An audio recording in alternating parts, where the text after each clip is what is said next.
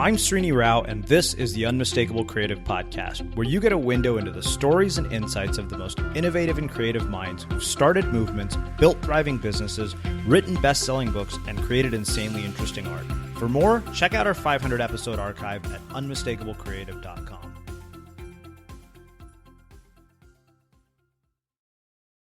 Charlie, welcome to the Unmistakable Creative. Thank you, Srini. It's really nice to talk to you again. Yeah, it's my pleasure to have you back for a second time. I mean, you were here when we were called Blogcast FM. You know, you gave us an amazing conversation about how to become a recession-proof graduate, which was actually one of our most popular conversations of 2013. And I'll link that up for those of you guys listening. Really just an amazing just bunch of insights. I mean, your name has come up so many times over multiple episodes after that. So when you emailed and said, you're working on a new project, would we be interested in having you back? I said, absolutely. Especially, I think we're going to talk about something today that a lot of us, we don't spend a lot of time thinking about. But so Charlie, for people who may not know who you are, because we definitely have some new listeners, bring us up to speed on things and kind of how that has led to the conversation we're having today. Sure. So last time we talked, I believe, was mid-2013, I think, right? Mm-hmm. Yeah, I think it was the summer. Yeah. Yeah. So basically, my backstory has been I've worked with a number of best-selling authors and tech startups as their marketing strategist, and the main one was working as Tim Ferriss's director of special projects for a few years. Tim wrote The 4-Hour Workweek, The 4-Hour Body, The 4-Hour Chef. I've also worked with guys like Tucker Max, Ramit Sethi. I did an internship with Seth Godin. But now I am doing my own thing. I just released my first book called Play It Away, A Workaholic's Cure for Anxiety. And the reason I wrote this book instead of Recessionproof Graduate was because this was about me overcoming the most painful, difficult, emotional period of my life, which was me being severely burned out. I burned myself out just working around the clock. And I had no idea that I was effectively creating my own anxiety. I didn't know why I felt like living death all the time. And that's what this book is about, is what it was like to work with those guys, how I burned myself out, and how I finally overcame it. All right, so there's a lot there. I think that, it's really funny because, when we last had you here, it was kind of like, hey, listen to this guy, Charlie Hoehn, the recession-proof graduate, type A personality who has achieved everything that any one of us could have wanted. It's like, damn it, he was, working for Tim Ferriss. And I mean, you gave us so many gems. And I think it's really interesting that through this journey, you've come to sort of a self-realization that you'd pushed your own limits a bit too far. Yeah. So let's talk about this in more detail. I mean, you said really what this book is about. It's interesting that you totally abandoned one project to do another, but I think it seems, like it was just almost necessary. I mean, you talked about, what it's like to work for these guys, because I think that when we hear something like, hey, Tim Ferriss is director of special projects, that sounds like, wow, Charlie has the coolest job in the world. That is the job that anybody would have killed for. But I think that we only see one side of it. Sure. Yeah. I mean, I was constantly asking for more responsibilities when I was working for Tim because I really wanted to be indispensable. I wanted to be the best in the world at my job. And I just wanted to accomplish things and become this hyper-efficient, productive entrepreneur like Tim. And so every time I finished up a task, I would ask, what else can I do to help? What else can I do to help? And I would make suggestions on things that I could take over. And after a while, I was juggling all these different things. And we kind of jokingly said my title was director of other because I just did everything after a while, or not everything, but a ton of different things that really fell all over the spectrum. But I got obsessed with working, and because I'm a type A personality, I think a lot of people really struggle with this, and especially now when we're all connected and constantly receiving notifications, I had such a hard time unplugging. Like, I couldn't unplug. Even when I went on family vacations, I was still strapped to my laptop the entire time because I wanted to catch everything. I never wanted something to slip through the cracks. I wanted to be great at my job. And I was staring at a computer screen up until 2 a.m., checking my email a half a dozen times. And I was drinking coffee all day because I wanted to just be high energy and hide my fatigue. And so it was, it was an amazing job that gave me all these amazing things and introduced me to all these incredible people. But no one really held up the mirror to me to say, you don't have a work-life balance, because all of my friends were kind of doing the same thing. That's the way it is in Silicon Valley. Mm-hmm. In the tech startup world, coders take pride in programming around the clock and sitting in a chair all day indoors and never getting up. And that's just the culture there.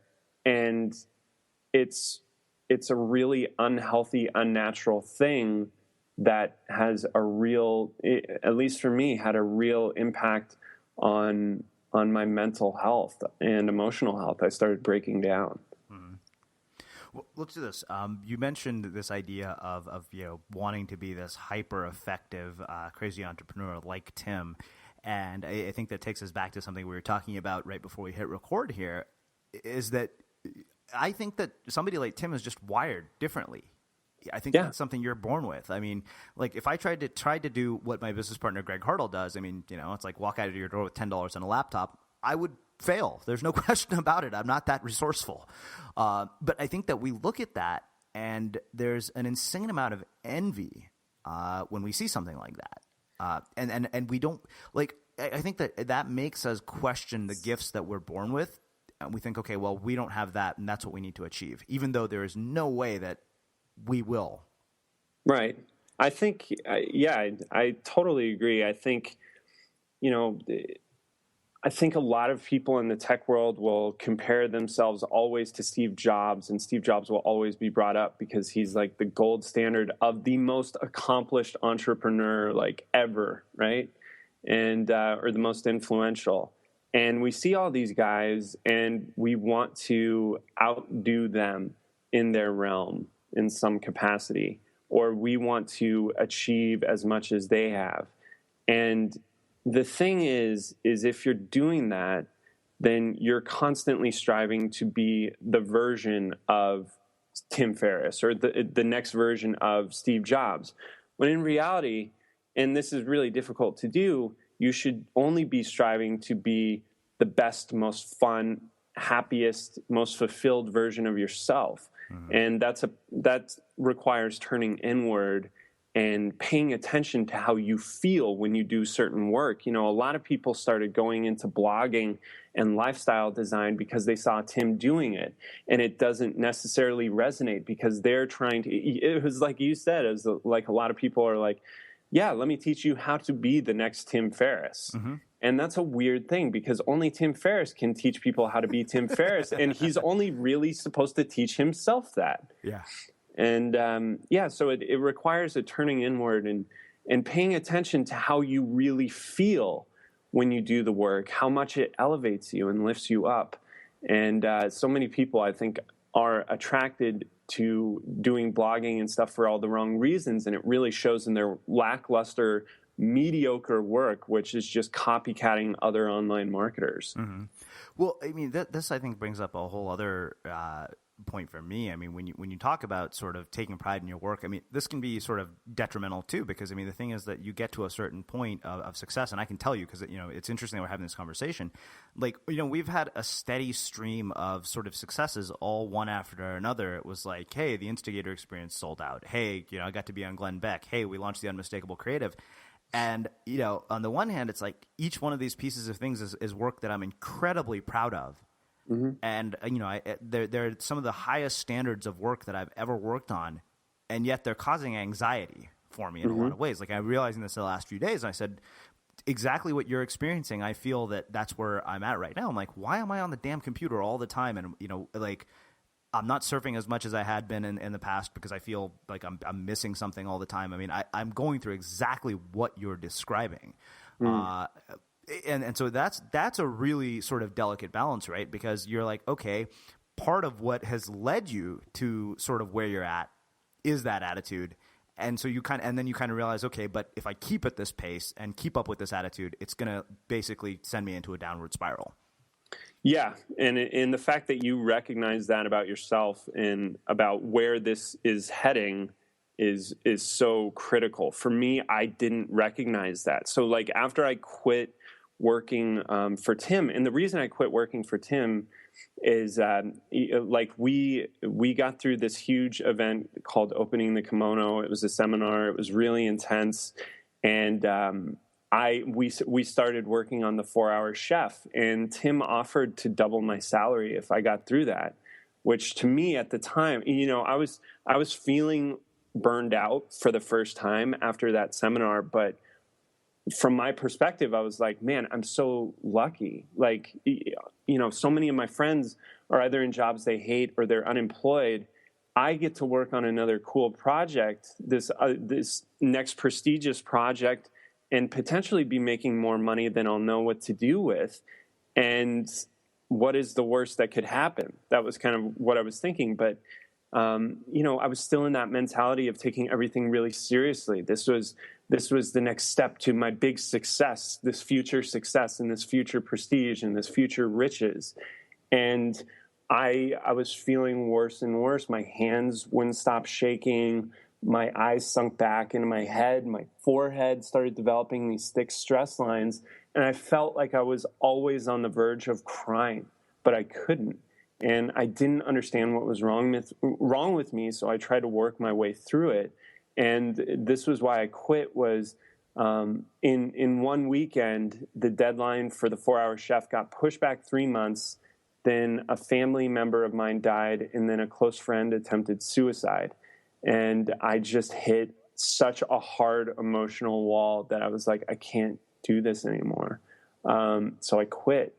And I spent the next couple months like kind of desperately searching for like another route to take, because in my mind, like I still hadn't recognized, that like I'd created this state of, illness for myself where I just felt awful all the time. And I felt so guilty and so panicked that I wasn't working toward my next success and being productive. And so I felt like I needed to hit the next level of success in order for everybody to accept that I was like permanently successful, permanently prestigious. And work was not fun for me. It was like an obligation and a means of getting rich and a necessary evil. And the next thing I did was I worked at this startup. After a few months of feeling awful and being unemployed, I started working at this app startup with my friend Chad Moretta and Jason Adams. And we did really well. Like we sold a couple $1 million worth of this product that we made. And we were working on our apps, and I just realized after like a couple months of that, like I was doing it all for the wrong reasons. I was doing it because I was chasing like prestige and money and like this feeling of success rather than actually doing it because I wanted to. Mm-hmm. Well, it's interesting you bring up the idea of sort of future prestige, future success, and sort of cementing the idea that, hey, I am the successful guy. I mean, it's really, because I think that especially for you at such a young age, for your identity to be so shaped by something like, working for Tim Ferriss as your first gig, that's not a normal experience. And I remember telling you this when we first spoke.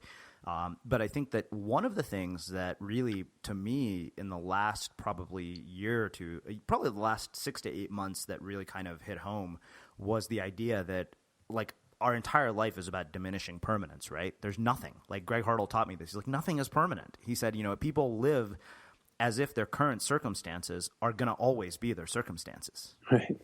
Everything's disposable. Everything can fall apart. Mm-hmm.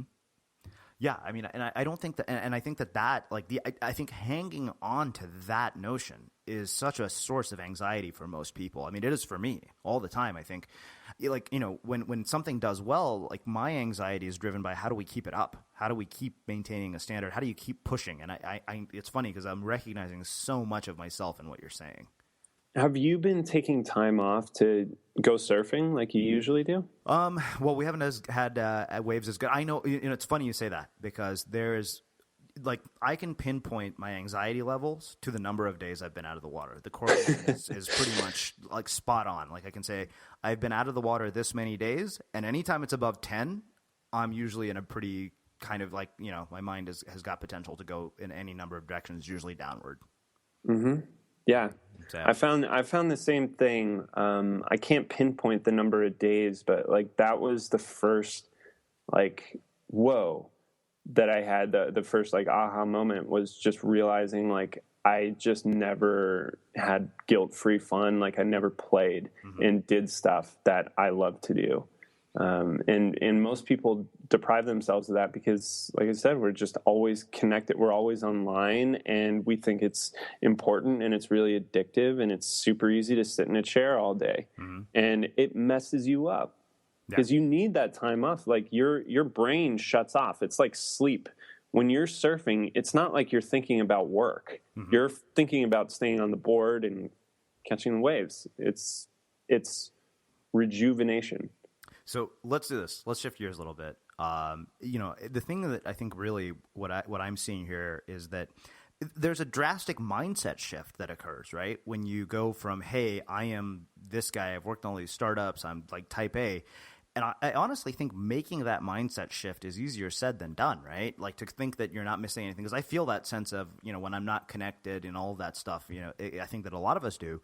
But let's start talking about how you make this mindset shift so that you get back to that place of rejuvenation and that place of play so that the work is actually fun and you're not just constantly thinking about the next accolade or the next, award. Right. Yeah. The mindset shift is actually surprisingly easy once you kind of process it. At least it was for me. I read this book called Play by Dr. Stuart Brown, and that was like when it hit me that I always felt guilty when I was having fun or doing something that wasn't related to work. But the mindset shift for me was realizing in order for me to feel healthy again, I had to allow myself to have guilt-free fun and to play and do stuff that I actually wanted to do. To me, I viewed life as like this really serious thing. Work was really serious. Work was like, could be as bad as slavery. Friendship was a social obligation. It wasn't like, I didn't allow myself to be happy because I sucked the joy out of everything because I took everything so serious. I was so focused on succeeding and surviving.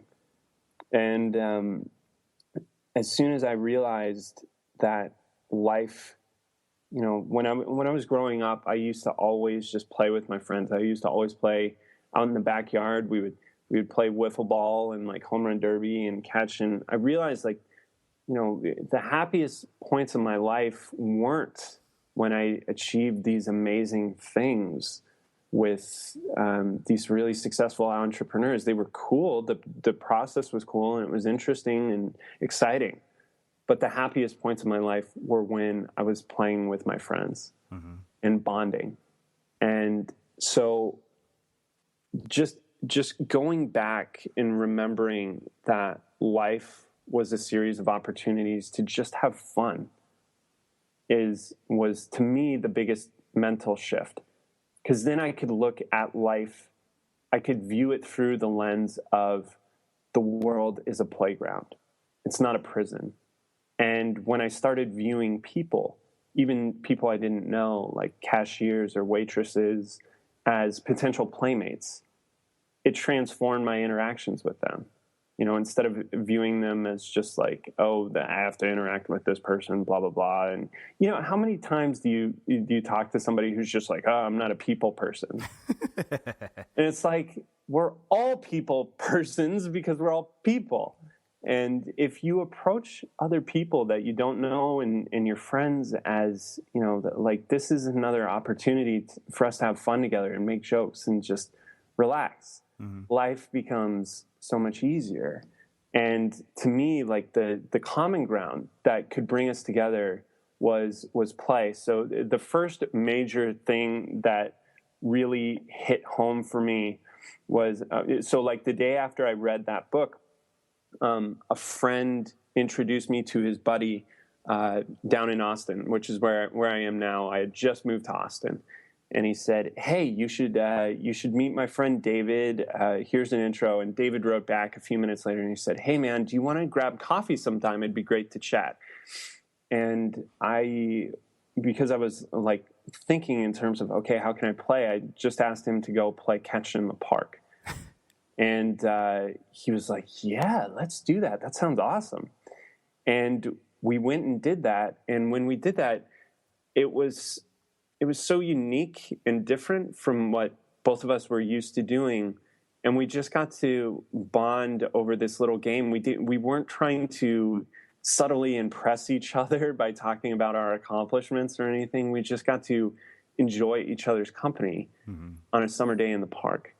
And it actually allowed us to hang out for a longer period of time and actually form a better relationship than you normally would with a person where you're just grabbing alcohol or grabbing caffeine with them. And so I just started applying this concept of how can I have every meetup or every interaction with a person be an opportunity to play, how can life be more of a series of opportunities to play the games that I want to play? And so I just started making a daily effort to incorporate play into my life. I signed up for improv classes, which I've been doing for the last 6 months. And I just started playing regularly as often as possible. And it brought more than anything else that I've tried a ton of things, but more than anything else, play rejuvenated my mental and emotional health and brought me back to normal. Well, it's funny you say that because, I think pretty consistently, for those of you guys who know me or are friends with me on Facebook, you'll see me almost, if it's been a long time after being out of the water, I'll actually, my Facebook status update pretty consistently is nice to feel human again after 10, got back in the water after 10 days. Yeah, exactly. And just doing that, like, the exercise is obviously like a scientifically proven method for reducing anxiety and reducing stress and depression. But everyone thinks of exercise as, oh, I got to hit the treadmill, or, oh, I got to go do a bunch of sit-ups, or I got to do P90X and be miserable. And you're exercising, you're doing your thing and you're having fun. So viewing exercise, I think, as like a means of playing and like actually doing something you really enjoy that's going to get your heart racing and potentially get you around your friends and having fun with them, I think that's like an important shift. And like you said, it makes you feel human again. It allows you to connect with people.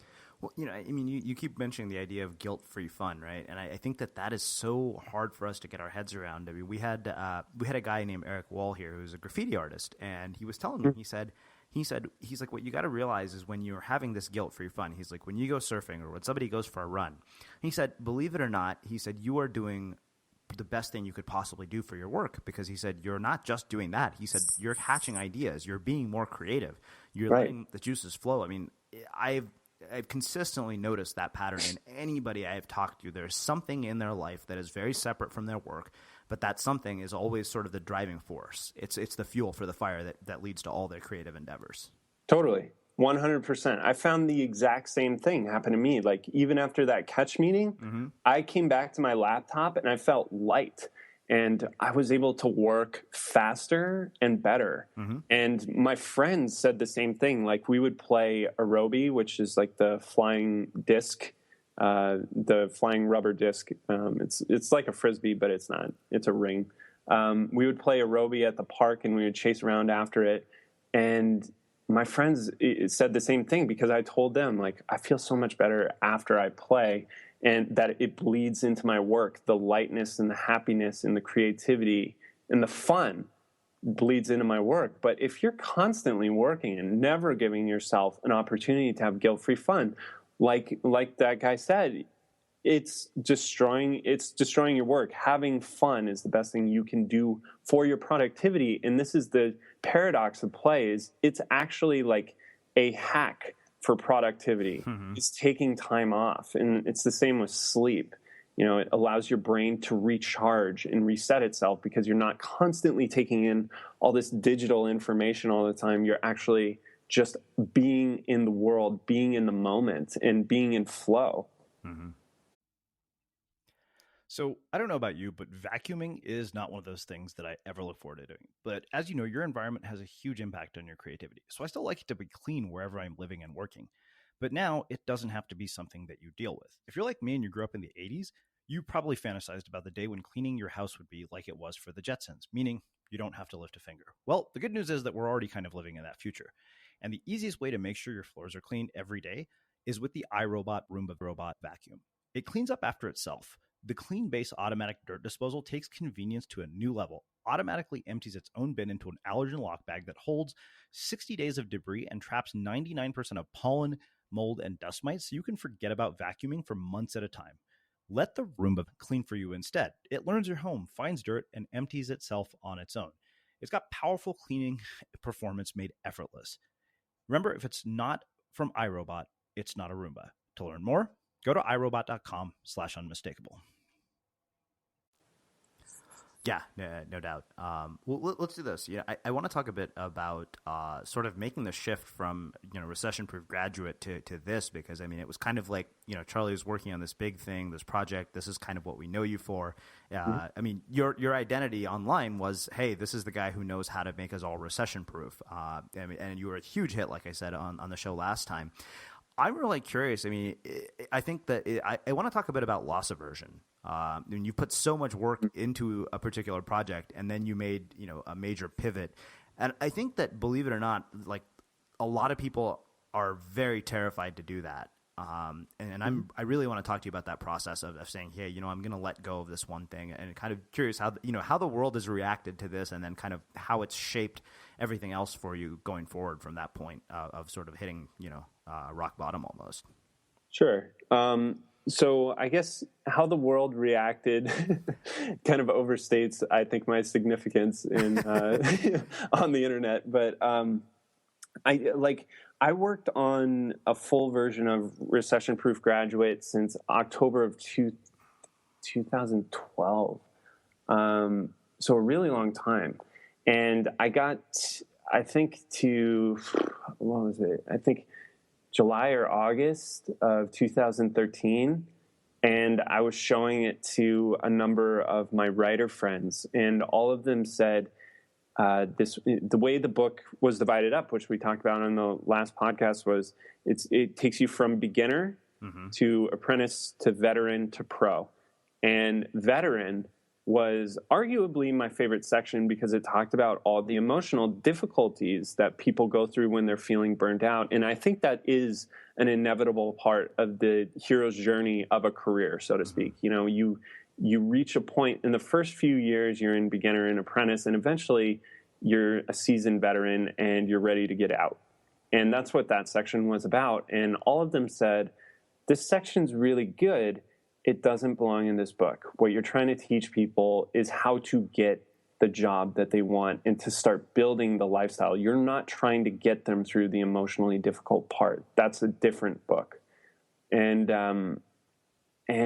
I was bummed because that was my favorite section. So I wrote an essay because I was like, well, I'm going to have to throw this stuff away or repackage it in some way. So I posted an essay called How I Cured My Anxiety on my blog, and that took off. Like well over 100,000 people read it. Wow. It was number one on Google for a long time for the search cure anxiety, like above Oprah.com. Wow. Yeah, and it really took me by surprise. Like, I knew the piece was good and unique, and I'd read a ton of anxiety literature, so I knew like it was a really personal thing that just isn't commonly seen. And but that kind of validated the fact that, hey, there are a lot of people suffering in silence, and like I did for a really, really long time, and a lot of them are really desperate for help. And they're not getting it because, they'll visit a doctor and the doctor's like, here's some benzos that you can get on for 30 days and possibly get addicted to. Mm-hmm. And it's the same with a bunch of other books where they say, here are some supplements I recommend, and it's their supplements. They're profiting from them. So it's really frustrating for anxious people because there's so many people, so many products out there that are just trying to take advantage of them. And anxious people are already paranoid to begin with. So it's really, really aggravating and disheartening. So I wrote that post and it took off, and I realized how much more important that was, I think, to people suffering than getting a career. It's just like regaining your mental health and being okay with being alive. This was something that was so deeply meaningful and personal to me that I knew I had to write it. And so I put Recessionproof Graduate on the back burner, even though I'd been working on it for a year, because I was like, I know I can make this book in a very short period of time. I'll self-publish it. I'll get it out. And when I'm ready, I'll return to the other one. But this was such a rewarding book to make because it's about play. It's about fun. Mm-hmm. And it's just a really positive message that, I struggled while writing Recession-Proof Graduate because, I was just like, this was stuff I did years ago. It's weird to be looking at it now, even though like I have a lot to say, it's just not really where my head is. Now I'm much more about approaching work and life and everything as a game that you would willingly play. Mm-hmm. And you're getting the opportunity to shape your game, and you're making a choice to play that game. So I think I needed to write this one before Recession-Proof Graduate came out because looking through that lens is really important. And frankly, I was just burned out on writing Recession-Proof Graduate. And especially when everyone said I needed to take out that big section, I was like, great, I have to rewrite the book now because it doesn't make any sense in the last half. So, yeah. Well, I think that I love that you brought up this idea of being okay with being alive. And man, I think that's so lost from the culture that we live in. Yeah. Because I always say this, you look on Facebook all day and it's like a race to see who can accomplish more, who can ship something bigger, who can do something more epic. It's like, who's going to one up me today. Right. And it can be really depressing for people. And I actually wrote about this in my last post is like, my improv teacher in a class told me, she's like, you come across as really self-assured. Like even in scenes where you're panicked or distressed, you still kind of have it together. And I was thinking about that, and I was just like, man, it's got to be really unrelatable for a lot of people, or even insufferable on some level, whether they say it or not, to see my like about page that only contains my list of highlights, and that's what Facebook is. It's a highlight reel. And if they only see that, they didn't see, how much I suffered, the panic attacks I had, or the moments where I cried so hard I was shaking, that I don't write about that stuff. And so but I really respect people who are transparent about that stuff and vulnerable. Mm-hmm. And it's really hard for us because we're so isolated from each other, even though we're all connected. We're interacting with each other through a screen all the time. It's like looking out into the world through an aquarium. And I think a lot of people feel very lonely and not connected. And making that effort to open up about that stuff gives people permission to let down their wall and to remove their facade and to recognize that all of us go through these intense periods of pain and insecurity and lack of confidence and failure. And it's okay. We can still get through it together if you make that effort to connect. And I don't see that enough. And that's really what drove me crazy when I was growing up is, I hated seeing adults being like, everything's okay. And then when something really messed up would happen, they'd sweep it under the rug. They wouldn't talk about it. Or like something that filled me with doubt and like, or anger or sadness was just like not talked about. Mm-hmm. And I just craved truth. I craved honesty, which is why I really got into stand-up comedy for a while, because I was like, these people can talk about the truth and not get in trouble. This is amazing. So I've always really valued people who can express truth and vulnerability in a way that makes us laugh. Mm-hmm. So let's do this. I want to take a step back to something. I mean, because I know people are going to ask this, and people must be thinking this. You said you wrote a post about how to cure your own anxiety or how you cured yours, and I know you brought up play a little bit. I want to dig a little bit deeper into this because I'm sure people are wondering how can they do, what steps can they take to cure their own anxiety? Mm-hmm. Yeah. Are you asking? Is that the question? Yeah. Okay. So the first big breakthrough that you need to have in order for everything else that follows to really work is to look at the world as a series of opportunities to have fun, not a prison, to think of the world as a playground. And every anxious person thinks of the world as like a prison. It's a very scary place, and people are out to get them, and things are going to go bad. The future is going to be doom and gloom and awfulness, but that's not the reality. The reality is all you have is right now, and right now is an opportunity to have fun. So that's the first major thing. And in the book, I give like a 4-week plan, but I'll just go through them right now. So in the first week, I think the most useful exercise you can do is something I like to call removing your anchors. And the way I describe that is just imagine you're a boat in the middle of a lake, and you want to get to the other side of the lake where there's peace and happiness and joy. But in the middle of the lake, you're sitting in this boat that has all these anchors attached to it. And you can either row as hard as you possibly can to desperately get to that happiness and peace, or you can stop and remove the anchors first. And anchors are basically just stressors that you deal with on a daily and weekly basis. These things that constantly put you into a state of emotional strain and panic and fear and worry. And like for me, my biggest anchors were fear of getting attacked. I was really afraid that some event would take place where I would get mugged, or my neighbors would turn against me, or like just, I was worried about my own survival. And the thing that I realized was actually putting me in that state, that was actually causing that stressor, that anchor, was the fact that I was consuming information that was inducing that fear, that was stating, this is the reality that's coming. This is the future, is really doom and gloom, apocalyptic. And so I became scared of everything.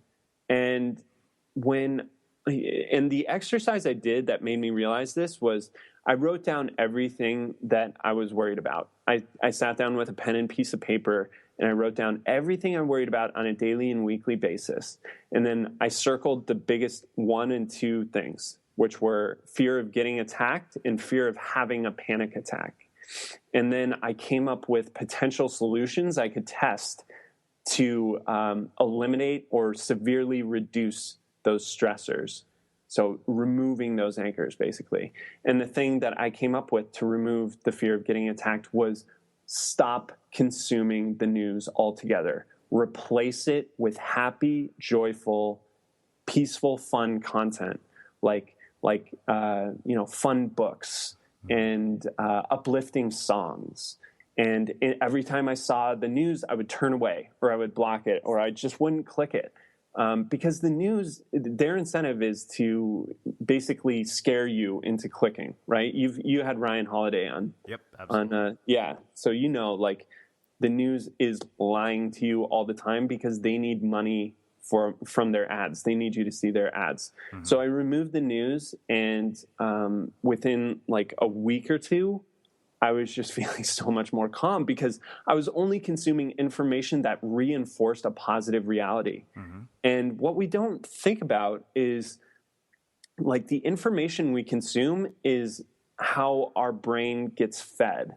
It's a diet, and if you're consuming anything that comes in, anything scary, like horror movies or porn or books by cynical authors that are hateful, like Bill O'Reilly, or reality shows. Mm-hmm. This is junk food for your brain, and it's going to make you scared and unsettled and angry. And so you need to clean up your diet for your brain, basically, and change your thoughts. And you're not going to miss anything. I guarantee it. If something really important happens, you will hear about it. Yeah, that's why I always say if World War III starts, somebody will notify you. Right. Like, you don't need to be obsessing over stuff that has no bearing on how you approach your life in the moment right now. Mm-hmm. The news doesn't give you anything useful that you can use almost ever. Yeah. It's interesting you're bringing up the information diet because, we had Sean Achor, who's a happiness researcher here, and he talked a lot about this. For those of you guys who haven't heard that, he talks about, I remember in his book, The Happiness Advantage, and I'll link this interview for those of you guys listening. If you haven't heard it, it's definitely worth a listen. He actually talks about how something as simple as watching 5 minutes of The Daily Show, or like 30, even a minute and a half, like a Daily Show clip, or something funny, makes a world of difference in how you process the world around you. Yeah. If you absolutely need the news, do it through the Colbert Report. Like, at least laugh about it, because if you're mocking reality, you can't take yourself or the world too seriously. You know that it's an opportunity to have fun and to make it into a game. Mm-hmm. And you're just poking fun at all these people who take themselves way too seriously. So that was the first big one. That was the first anchor. The second one, like I said, was a fear of having a panic attack. And I noticed that, this is something that anxious people really struggle with, that are really desperate to get under control. And this is something I can definitely help with. So the thing that I noticed was the sensations that preceded a panic attack were like the jitters, a quivering voice, a rapid resting heart rate. And when I started focusing on these things, I would obsess about, my health and worry about my health. And then I'd worry something really bad was about to happen. And before you know it, what happens when you have a panic attack is your brain tells you you're going crazy and that you're going to die. It's this vicious loop. It sounds like it's being played through loudspeakers in your mind, and it's overwhelming and it's terrifying. And it feels like you're having a heart attack. And one of the things that helped the most with my fear of having a panic attack was eliminating coffee for 1 week. I just tried it, and I replaced it with water. It made such a world of difference. I didn't realize it, but I was running around like Tweak on South Park. I was having 3 to 4 cups of coffee a day and wondering why I felt awful.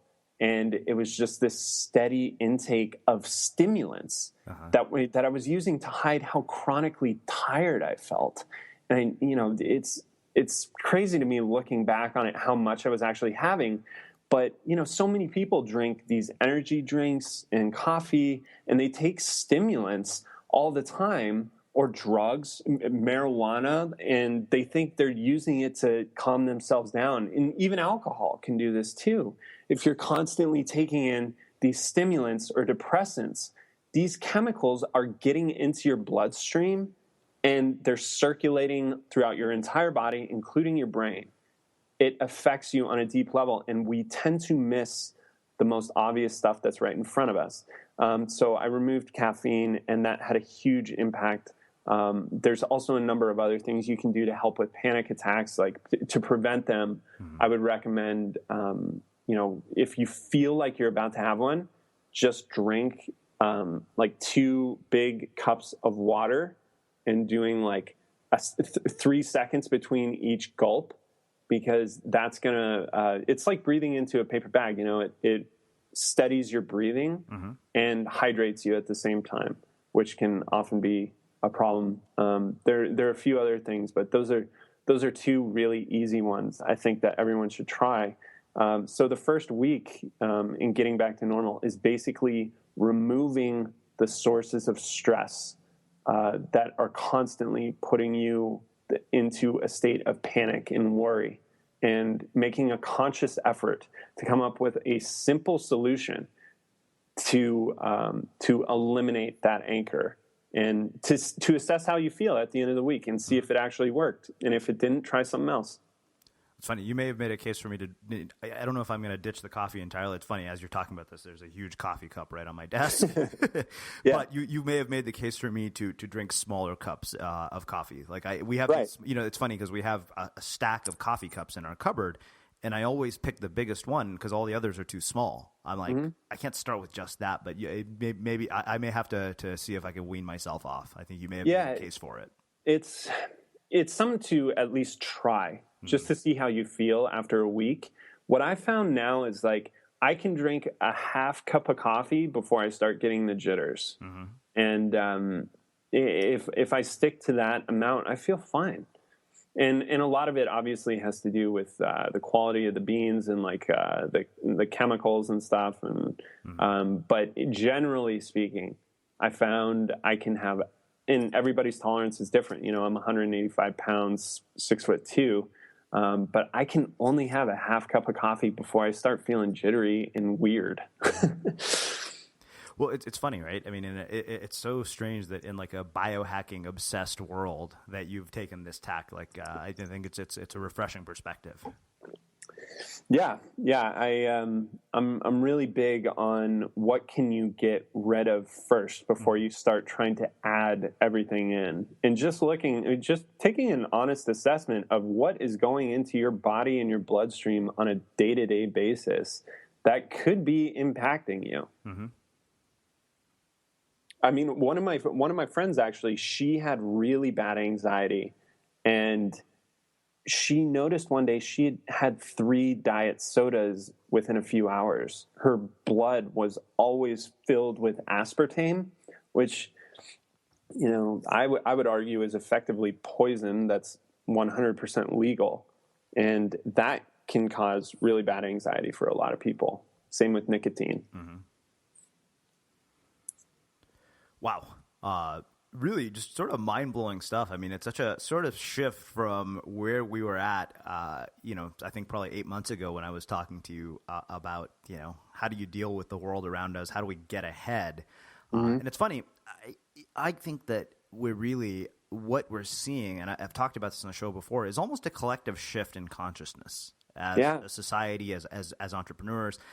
I mean, because I think what we're seeing is within the ecosystem, we have to actually have these things. Otherwise, the entire thing will just fall apart. Like we're going to implode. I mean, I can see, I see versions of it, and I look at it, and I'm like, you were talking about in Silicon Valley, it's almost a thing of pride to work 80 hours. When somebody tells me it's like, oh, I worked 80 hours this week, I said, my immediate response is, you don't work hard. You suck at managing time. Or you're an addict. Yeah. You need to get that under control. The addiction is really one of those things. I mean, it's funny you bring up this because I think I was, out and about all day yesterday, which is why we weren't able to speak. And I thought, how many times did I check my email? And I was like, I really need to delete this app from the phone because I could have come to the computer and done it all in one go. Yeah, exactly. I think what helps a lot, and this is by far the most difficult, is like setting office hours for yourself. Mm-hmm. And this is another one that I've found to be tremendously helpful when I can really stick to it for a number of days, is not looking at screens past like 9 p.m. if you plan on going to sleep at around 10:30 or later. Mm-hmm. Don't look at screens, because even if you're checking, even if you're just passively watching Netflix, winding down with a movie, or YouTube, or texting your friends and Facebooking, it's physically waking you back up, because it's completely unnatural to have sources of light Mm-hmm. staring at you in the face past a certain point in the evening. It's foreign, and it's waking your brain back up. So if you can make it a policy, and I like this one app that I discovered called Commit. I think it's like $2 or $3. Mm-hmm. But it basically it just asks you, did you turn off, you can set it to say whatever you want, but mine says, did you stop looking at screens? And it comes on at 9 p.m. and I just tap in, yep, and validate it. And it keeps track of the number of days that I do that. Mm-hmm. And it's helpful. But people don't realize, like, oh man, I have such a tough time sleeping. Well, you're waking yourself back up when your body's trying to unwind. Well, it's funny you say that. I think I advocate starting the day now. I've been obsessed with reading books on Kindle or on my iPad for a very long time, because I could read them so much faster. And now I start my day by reading physical books. Like that's the first thing I do. I mean, I think you guys who are listening, you heard Dani Shapiro mention it. She says, don't start your day in front of the computer, because that actually is really, I don't even think that's natural. Like to sit down at a computer first thing in the morning. Yeah. And, I think it could be, both sides of it. And I found that that's been tremendously valuable for me. Totally. I think I've kind of fallen out of this routine, but it was really, really helping me when I was feeling super anxious, was just sitting for 10 minutes and just focusing on breathing. Mm-hmm. And obviously that's meditation, and a lot of people are kind of uncomfortable with that, or they feel like they're bad at it.